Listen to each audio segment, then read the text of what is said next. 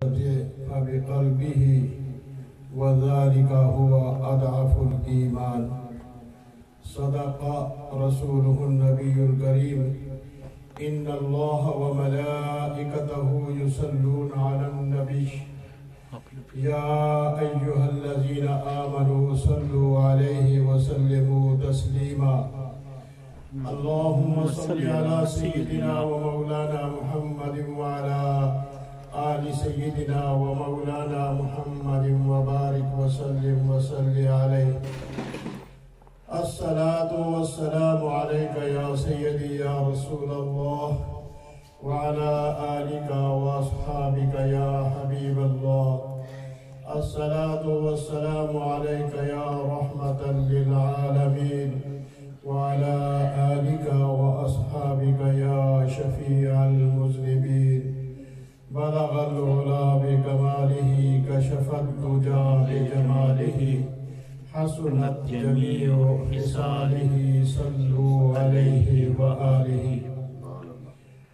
حضرات، شعبان المعظم کا یہ تیسرا جمعۃ المبارک ہے اور یہ ماہ مبارک بڑی تیزی کے ساتھ ہم سے جدا ہو رہا ہے. اس کے بعد پھر رمضان المبارک آئے گا جسے اللہ کے نبی صلی اللہ علیہ وسلم نے تعارف کراتے ہوئے فرمایا کہ یہ اللہ کا مہینہ ہے اور اللہ رب العالمین ہی بندوں کے ساتھ ان کے اعمال کے مطابق ان کو اجر و ثواب عطا فرمائیں گے. آمین. یہ رمضان المبارک کے بارے میں ایک بات کر کے پھر اپنے موضوع پر آتا ہوں. حضور صلی اللہ علیہ وسلم نے فرمایا کہ جو بندہ روزہ رکھتا ہے اس کے روزے کا اور اللہ تعالیٰ کا ایسا تعلق اور واسطہ ہے کہ اگر بندہ روزہ رکھے کہیں اوجل جگہ میں جا کر وہ پانی پی لے، کوئی اور چیز کر لے اور لوگوں کو وہ یہ باور کرا سکتا ہے کہ میں روزے دار ہوں. ہر کوئی اس کی زبان پر اعتبار کرے گا، گواہ کوئی نہیں ہے بظاہر اس کو دیکھنے والے، لیکن روزہ اس نے رکھا نہیں. اب وہ رب العالمین جانتا ہے کہ یہ بندہ سچا ہے یا جھوٹا.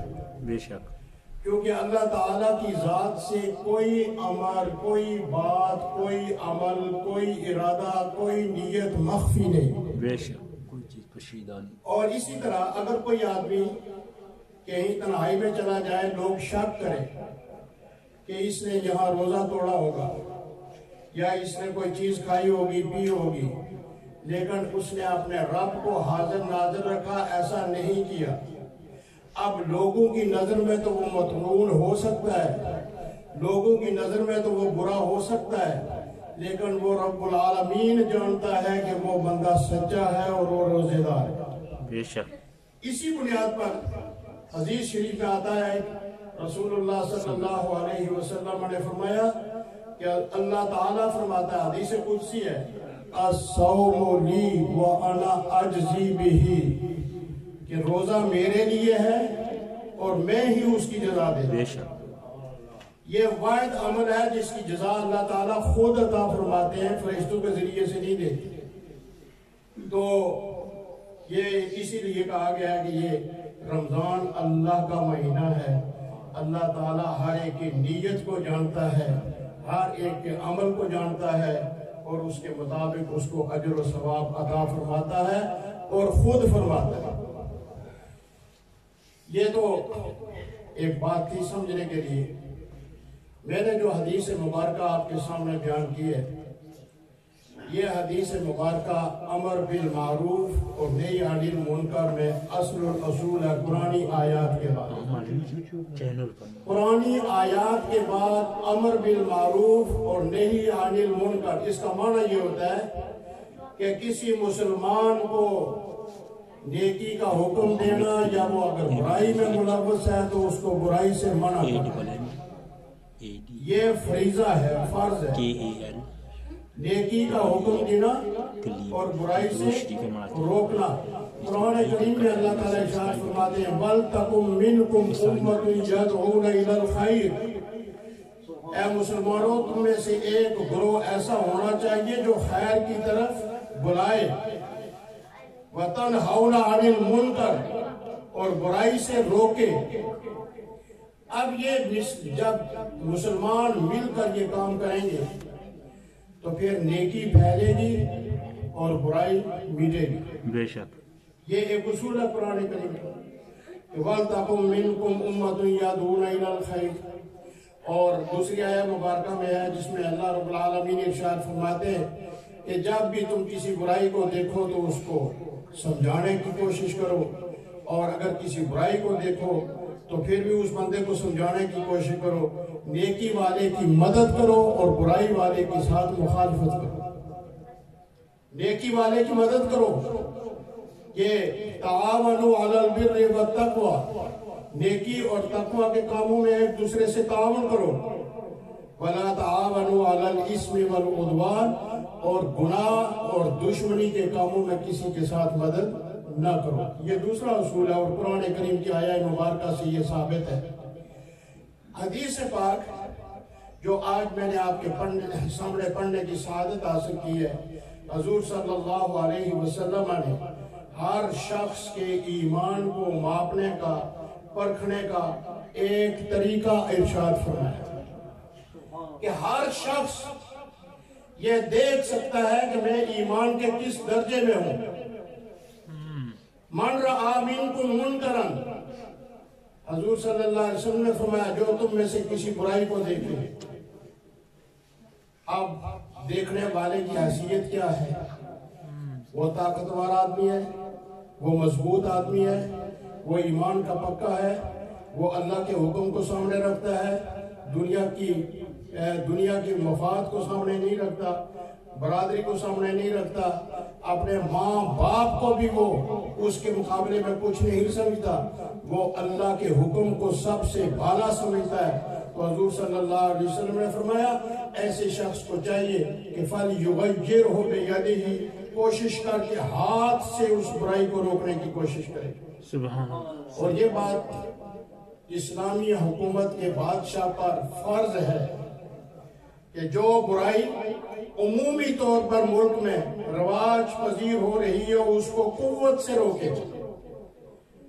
حضرت ابوبکر صدیق رضی اللہ تعالی عنہ جب حضور صلی اللہ علیہ وسلم کی ظاہری حیات کے بعد، پردہ فرمانے کے بعد انہوں نے یہ امور مملکت سنبھالے اور آپ خلیفہ بنے، تو کتنی چیزیں ہیں جن کا چیلنج آپ کے سامنے آیا۔ کئی لوگوں نے زکوٰۃ دینا چھوڑ دی، کئی لوگوں نے نماز پڑھنا چھوڑ دی، کئی لوگوں نے دوسرے کام جہاد چھوڑ دیا، اور ہر ایک نے کہا کہ نہیں اب ہم آزاد ہیں۔ تو آپ نے فرمایا آزاد نہیں ہو، جو کچھ رسول اللہ صلی اللہ علیہ وآلہ وسلم دین اس دنیا میں ہم کو فرض کے طور پر سمجھایا ہے، واجب کو واجب کے طور پر سمجھایا ہے، سنت کو سنت بنا کر گئے ہیں، جب تک تم اس پر قائم نہیں رہو گے اس وقت تک میں تمہیں کبھی معاف کرنے کے لیے تیار نہیں۔ اور آپ نے بے نمازوں کے خلاف جہاد کیا، آپ نے زکوٰۃ نہ دینے والوں کے خلاف جہاد کیا، آپ نے نبوت کا دعویٰ کرنے والوں کے لیے جہاد فرمایا، اور کتنے صحابہ اس نبوت کے دعوے کے خلاف جو جنگیں ہوئی ان میں وہ شہید ہوئے۔ من رأى منکم منکرا، اگر حضرت ابوبکر صدیق رضی اللہ تعالی عنہ اس وقت خاموش ہو جاتے اور آپ فرماتے کہ ٹھیک ہے جی جہاں نماز پڑھنا وہ پڑھے، جو نہیں پڑھتا نہ پڑھے، جو زکوٰۃ دیتا ہے وہ دے، جو نہیں دیتا وہ نہ دے، اور جو نبی مانتا ہے اگر لوگ اس کو نبی مانتے ہیں تو ٹھیک ہے، نہیں مانتے تو نہ، یہ اس کا اپنا مسئلہ ہے۔ اگر یہ بات وہاں ہوتی تو اسلام نعوذ باللہ یہ تو مٹنے کے لیے آیا ہی نہیں تھا، یہ تو اللہ تعالیٰ نے فرمایا ہے کہ یہ پوری لیظہرہ علی الدین کلہ، یہ تو تمام دینوں پر غالب آنے کے لیے اللہ تبارک و تعالیٰ نے نازل فرمایا تھا۔ اگر ایسا ہوتا تو پھر اس کے نتائج کچھ اور ہوتے، لیکن اللہ کے علم میں، اس کے حکم میں، اس کے امر میں یہ بات تھی کہ یہ دین قیامت تک اب غالب رہے گا۔ تو حضور صلی اللہ علیہ وسلم نے فرمایا کہ جو شخص کسی فرض کے تارک کو دیکھے تو جہاں تک اس کی حیثیت ہے وہ اس کو فرض پر آمادہ کرے، اس کو سمجھائے۔ اگر وہ نہیں سمجھتا اور آگے سے انکار کرتا ہے تو پھر قوت، ہاتھ کی قوت استعمال کرے۔ یہ بڑے بندے کر سکتے ہیں۔ مثلا انسان کلکم راعٍ وکلکم مسئول عن رعیتہ، کہ تم میں سے ہر ایک آدمی ذمہ دار ہے اور ہر ایک آدمی سے ان لوگوں کے بارے میں سوال ہوگا جو اس کی رعیت میں آتے ہیں، یعنی اس کے ماتحت آتے ہیں۔ سب سے پہلے اگر کوئی ایک ایسا انسان ہے جس کے ماں باپ بھی فوت ہو گئے، بہن بھائی بھی نہیں ہے، کوئی اور بھی نہیں ہے، اس کی بیوی بچے بھی نہیں ہیں، تو اب وہ رائی ہے اپنے نفس کا، وہ اپنے جان کا رائی ہے، اپنی جان کا مالک ہے۔ اپنی جان کو وہ اللہ کے حکم کے مطابق رکھے، اس کی ذمہ داری وہاں سے شروع ہوتی ہے۔ پھر گھر میں باپ ہے اور اس کی بیوی ہے، اس کی بچیاں ہیں، اس کے بچے ہیں۔ اب وہ گھر کا مالک جو ہے وہ راعی ہے، وہ ذمہ دار ہے، اور اس کے باقی لوگ جو ہے وہ اس کی رعیت ہے، اس کے ماتحت ہے۔ اب اس کی ذمہ داری ہے کہ اپنے آپ کو بھی وہ برائی سے بچائے اور اپنی اولاد کو، اپنی بیوی کو بھی برائی سے بچائے۔ اب اس کی ذمہ داری آگے بڑھ گئی ہے۔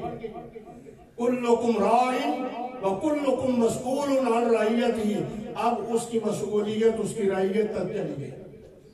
جب اس حدیث کو علماء نے کھولا اور اس کی تشریح لکھی تو اس کے مقابلے میں جو دوسری حدیث ہے اس میں حضور صلی اللہ علیہ وآلہ وسلم نے فرمایا کہ جو شخص اپنی رعیت میں، یعنی جو لوگ اس کی ذمہ داری میں آتے ہیں، یہ بات بڑی سخت ہے لیکن حضور کی حدیث ہے تو اگر بیان نہ کی جائے تو یہ بھی بڑی بددیانتی ہے۔ اور وہ مقابلے میں حدیث یہ ہے کہ ایک شخص خود نمازی ہے، وہ حاجی ہے، وہ سب کچھ کرتا ہے، اس نے اپنے آپ کو گناہوں سے بچایا ہوا ہے اور ہر نیکی میں وہ آگے ہے، لیکن اپنی رعیت میں وہ اتنا کمزور ہے کہ جتنی نیکیاں اس کے اندر ہیں اتنی ہی برائیاں اس کے گھر کے اندر ہیں، اس کی اولاد کے اندر ہے۔ تو پھر قرآن کی طرف آؤ، یا ایھا الذین آمنوا، اے ایمان والو، قوا انفسکم، پہلے اپنے آپ کو بچاؤ، وَأَهْلِيكُمْ، پھر اپنے اہل و عیال کو بچاؤ، کس سے؟ نارا، جہنم کی آگ سے، جہنم کی آگ سے۔ صرف خود نیکی کرنے سے بندہ بری و ذمہ نہیں ہوتا جب تک اپنے ماتحت افراد جن کا وہ ذمہ دار ہے، جس کو رعیت کہا گیا ہے حدیث مبارک میں، جب تک ان کو بھی نیکی پر نہیں لگاتا وہ اس بات سے بری و ذمہ نہیں ہوتا۔ کیوں؟ اس لیے کہ نیکی کا کام اپنی ذات سے شروع ہوتا ہے۔ مثلا ایک کوئی مولانا صاحب ہے، وہ خود بس موٹا موٹا کام کرتے اور کوئی اتنی گہرائی سے وہ اپنی ذمہ داریوں پر نہیں نبھاتے، تو ایسے لوگوں کی تقریریں سن کر بھی آگے لوگوں پر کوئی اثر نہیں ہوتا۔ ہر شخص یہ کہہ بیٹھتا ہے جو کل اثر بچے گزارا جا کو یا لگیا سی، فلانی مجلس میں بیٹھا سی، فلانے شہابیہ کی جفے مارنا سی، فلانے نے دکانہ پر چندہ ہی لیتا گیا سی۔ لوگ کہتے ہیں، یہ تو مجھے پتا ہے، لوگ کہتے ہیں، یہ اردن کے حاجی صاحب بیٹھے ہوئے نہیں پتا ہے کہ لوگ کیا کیا پڑھتے ہیں، سنواتے ہیں۔ یہ اس لیے کہ قوا انفسکم، وہ اس بات پر پورا نہیں اترا، وہ اس بات پر پورا نہیں اترا، لیکن جب اس کی اولاد کو، اس کے خاندان کو لوگ باہر دیکھیں گے تو پھر اتنا بڑا منہ کھول کر وہ اتنی باتیں کرتے بجائے اس کے کہ وہ اس سے کچھ سیکھیں، لوگوں کے نظریات اور بگڑتے ہیں اور وہ اسلام سے اور زیادہ دور ہوتے ہیں۔ قوا انفسکم، اب یہ مسئلے پر جو آدمی کھڑا ہوتا ہے